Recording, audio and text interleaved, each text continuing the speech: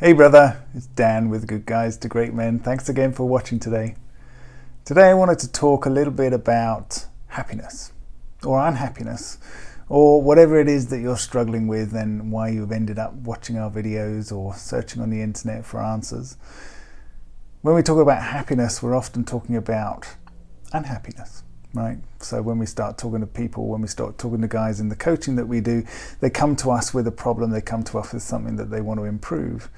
And we'll often ask them, okay, so what do you want? And the first response, as I said in one of the videos recently, was, well, I know what I don't want, and they list out all the things. I'm not happy with the lack of connection and affection. I'm not happy with where my work career is. I'm not happy with, this relationship with my family or whatever it is. There's lots of different reasons. But unhappiness points to something else. We often talk about it as it points to areas that you need to grow in yourself as a man. And so, this question of who are you as a man comes up again.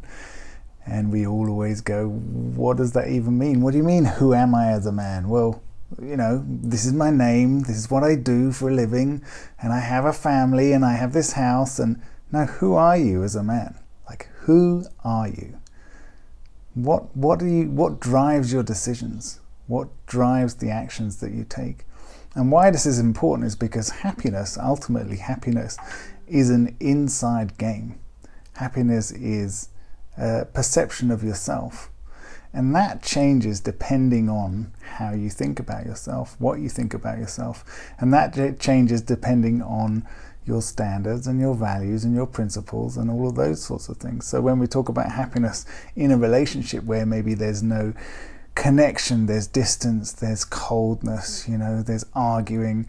When we talk about happiness in that sort of situation, really we break it right down into small little pieces. So, well, who are you as a man? Well, maybe I'm a man who recognizes he's generous.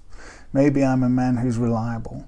Maybe I'm a man who is considerate. Maybe I'm a man who's compassionate and trusting, respectful.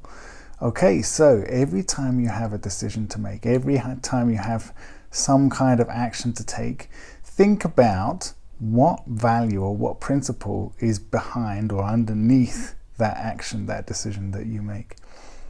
And the reason that it's really important to do this is because every time you choose to make a decision that's in line with who you say you are as a man, there's a little small chemical reaction that happens. There's some little block that gets put in place as a foundation. And every time you consistently do this, even though you might be still having the same problems, still having the same resistance, still struggling in your outside circumstances compared to where you would like them to be, every time you consistently do this, hold yourself to a certain standard, live to the man that you say that you are, it builds. And those small chemical reactions become something bigger. What ends up happening is this foundation of self-respect. I know who I am. Even though other people might be disagreeing with me and blaming me for things or complaining that I'm the problem, I know who I am. For the first time in years we hear, I actually like myself. And it comes down to this whole thing. Who are you as a man? Do you make decisions and take action that's in line with who you are? Are you being the person that you say you really are? If you can be that person, it totally changes your perception. It totally changes your outlook. It totally changes how satisfied, fulfilled, and enjoyable your life is, moment to moment, day by day. And then we consistently see when you hold yourself to being the person, being the man that you say that you are, when you make it a priority to hold yourself to all principles and standards because they're important to you, because they mean something to you, because they are things that you've identified that you want to give to other people, to the world, to experience the gift of giving those things. When you do that, life starts to change, one way or another.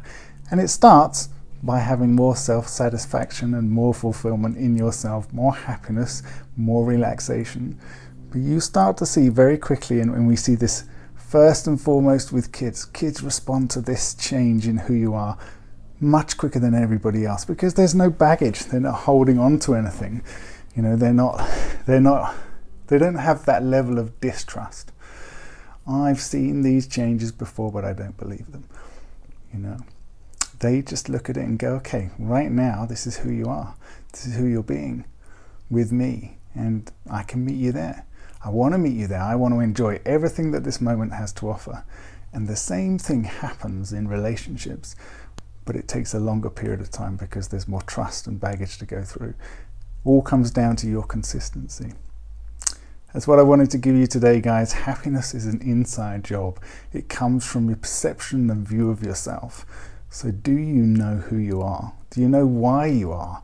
And what the decisions that you make and the actions that you take fundamentally boil down to with regards to values, principles, and standards. Okay, take care, guys. See ya.